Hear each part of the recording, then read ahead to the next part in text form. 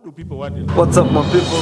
Klassik TV right here. For example, look at me now. For me, at I my think age. I've Why won should I the steal many money? What do I want to do? tournaments. No, it is factual because life is short, and what you need to live comfortably is not much. Yes, yesterday I received a text message from a CID officer by the name Andrew Sang that there were allegations that myself and other senior government officers have been having meetings that have been planning to harm somebody, and therefore I was required to appear here this morning at 8 o'clock to respond to those allegations. And the message also said that I've been the one chairing those meetings, and therefore I was asked also to summon the others who have been attending those meetings to be with me this morning. I was able to call a few of us, and even some of us also received their own text messages making those allegations. So we came here this morning, and we have had a meeting with a team of DCI led by Dr. Sang, Mr. Andrew Sang, and is it Michael? Michael Sang, sorry, Michael Sang. I not picked his name very well. And we've gone through those allegations. First of all, there is no written allegation recorded in the OB that we could respond to, even as we wanted. We went out of our way, we wanted to write those statements, but it became apparent that there is no written complaint. There is no complaint who has made the written report. What they have is a letter, purported letter that has been circulating in the social media. I'm sure you may also have seen that letter. And we told them we couldn't respond to that kind of a letter. But they have confirmed to us that the Deputy President of the Republic of Kenya made a call and complained that some cabinet secretaries and some other senior government officers have been meeting at Lamanda, and they gave a specific date of 14th May. And in that meeting, there were plans that were being hatched in that meeting at Lamanda to kill him. And that is why the DCI thought those allegations were serious enough to warrant summoning us to this meeting this morning. We have not been able to record any statement because standard procedure is that if somebody makes an allegation of that nature, that person is required by law to record a statement. The Deputy President has not recorded any statement. We have also asked those who received the call to reduce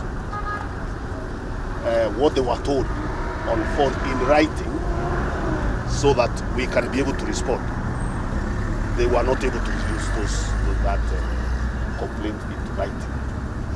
We still wanted to go out of our way, at least if they can reduce what they were told verbally into writing, we could have, again, as law-abiding citizens who want to be helpful in carrying out investigations, could have gone out of our way to record the statement.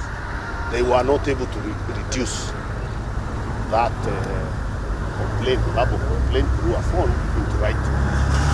And because of that, therefore, we come to a conclusion and an agreement with them that we can't record any statement at this stage until the complainant makes a substantive complaint in writing, against which then we can be able to respond. but we have made it clear that at no time have we ever met anywhere, not just in Lamanda or anywhere else, to plan to kill the Deputy President of the Republic of Kenya, or any other person for that matter. And to avoid the speculations, we want to confirm we've been having meetings. Indeed, we had a meeting in Lamanda, and we will continue having meetings because under the Constitution of Kenya, there is a freedom of association and the freedom of expression. People are allowed to meet as long as they are not meeting to plan any criminal activities. So we have been meeting, and the genesis of our meeting, if you may recall, is that there was a meeting of members of parliament from Central Kenya or Mount Kenya region in Naivasha, where they made complaints that the government was not fast-tracking development programs in the Mount Kenya region, and the government officers were not accessible to them. And a subsequent meeting was convened in Nyeri. In fact, after the Naivasha meeting, their leadership asked for a meeting with the president, and that meeting was called in Nyeri. And that meeting, the MPs explained to the president the complaints they had. Some of the programs that are not moving, roads, water, and also that second complaint that senior government officers, ministers, PSs, and even ends of parastatal from Central Kenya were not accessible to them. And they wanted the help of the president to intervene on their behalf. And in that meeting, the president instructed me to coordinate, get those issues from the members of parliament, and then coordinate the side of government so that I can be able to channel those issues to those ministers and PSs and then parastatals so that they can be able to sort out those issues. Because the president may not have the time personally to sort out each and every specific issue. Because these issues also keep coming every day. So I was given that responsibility by the president to coordinate that and also to call those ministers for a meeting and give them the list of those issues and explain to them what the members of parliament were complaining about. So those are the meetings we have been having at Lamanda, and in fact we have another one tomorrow to continue sorting out those issues of development that affect the people of Mount Kenya region. The people of Mount Kenya region, like all other people in this country, are entitled to development and government services. Therefore, there is nothing sinister, nothing unusual for people from a particular region in this country to have meetings to discuss affairs affecting their region, especially when there are complaints emanating from their representatives requiring government to respond to those issues. So we want to make it very clear that those meetings were geared towards looking at those specific issues. They were never meetings planned to assassinate the Deputy President of the Republic of Kenya. In fact, yesterday was the first time for us to hear those allegations from him. He has never raised them in any form of forum. Maybe he may have raised them privately, but I don't know. But there is no form of forum where I sit, where he has ever raised those allegations. I can't confirm whether Rotich is supposed to be here. Rotich is not one of the people who attend those Lamanda meetings. Because you know Rotich doesn't come from Central Kenya, and those complaints were specifically about ministers and senior government officers from the Mount Kenya region. And that's why those who are not from Mount Kenya region were not called into those meetings. Because the members of parliament specifically complained about accessibility of cabinet secretaries and the senior government officers from Mount Kenya region. Because these are very serious allegations. Very serious allegations, especially coming from the person of the stature of the Deputy President, occupying an extremely powerful and important office in this land. I would expect somebody in that office to do proper investigation, their machinery to do that before making unsubstantiated and wild allegations of that nature. I think it's irresponsible,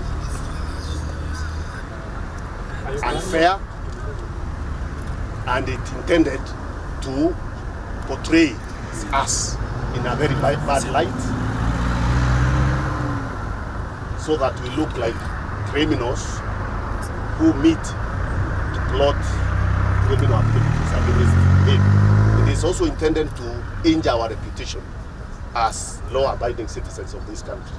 So we are waiting for the DCI to conclude the investigations, and then we can be able to make a decision on any other further action we want to take, either individually or collectively. How then is your working relationship with the DCI? We will continue working with the Deputy President, and we will continue working with anybody else who is working in this government. We don't have any issues or any problems with our work with the Deputy President. I've already explained to you the people who come for meetings. It's government officers, PSs, people who are able to make decisions on specific government policy issues. No politicians or campaigners come for those meetings. We are required, the letter was shown to us, and we were told that this letter contains the allegations, but the DCI was not able to authenticate the letter.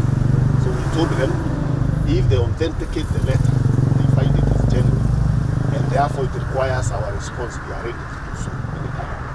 But at this point in time, they have not been able, the cybercrime investigation is still going on to find the source of this letter. And therefore, that is why it was not possible to respond to a letter that is not yet authenticated.